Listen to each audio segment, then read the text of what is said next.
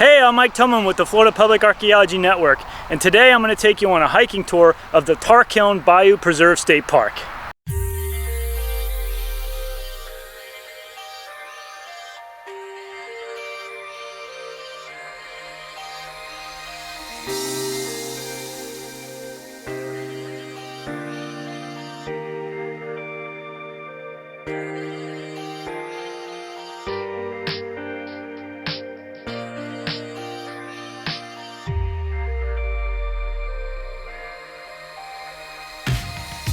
There are a number of different archaeological sites here at this park, but the reason why I wanted to come here today is because of the archaeological site behind me. If you'll notice, there's a sign that says authorized personnel only, and that's because this archaeological site is a little bit dangerous. Behind me, what we have is a feature called cattle dipping vat. Cattle dipping vats were installed throughout the state of Florida from the early 1900s all the way to about 1960. And it was part of a government program to try to eradicate a disease called the cattle tick disease. Now basically the way it would work is these vats were often made of concrete and they were filled with a solution of different chemicals to kill the ticks. Usually the chemicals they used were things like arsenic and DDT. And so basically what the cows would do is they would enter one side of it, they would go through the solution, be submerged in the solution up to their heads, and they would just walk out to the other side. And the idea was the chemicals would kill all the ticks.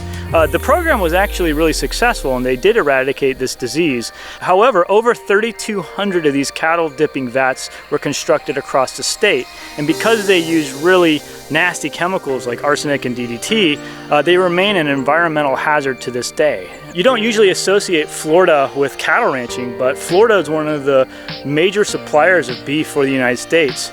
In fact, Florida was one of the first areas in what's now the continental United States to actually have cow. Cows are not native to North America. The cows that we have here in Florida, called the Florida cracker cow, were actually introduced by Spanish conquistadors in the 1500s. And so cattle ranching has been a really important part of Florida's history. The Spanish had several different ranches all across the state, including here in West Florida.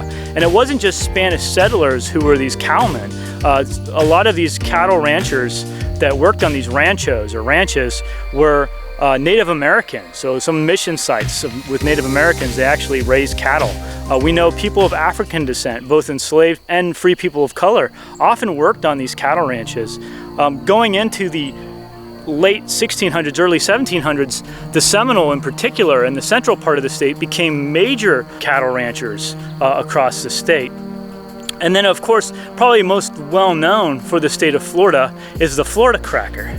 Now the Florida crackers were white settlers that began to come into Florida during the mid 1700s and the early 1800s and began to start little homesteads and farms. And often these Florida crackers would raise hogs or cattle.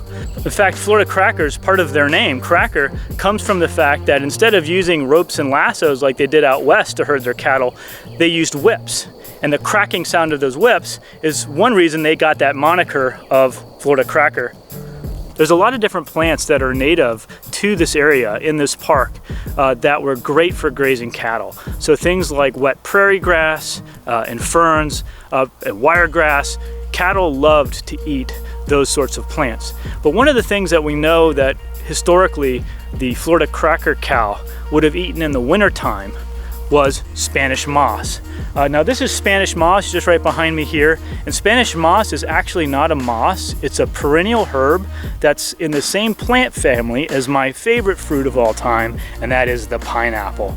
Spanish moss is sometimes referred to as Spaniard's beard or the Spanish beard, and that's because if you look at Spanish moss, it's kind of looks like a raggedy beard, kind of like my beard looks like right now, but it was used all throughout history. One of the really nice features of the Tarkiln Bayou Preserve State Park is that a lot of the trails are either paved or there's boardwalk.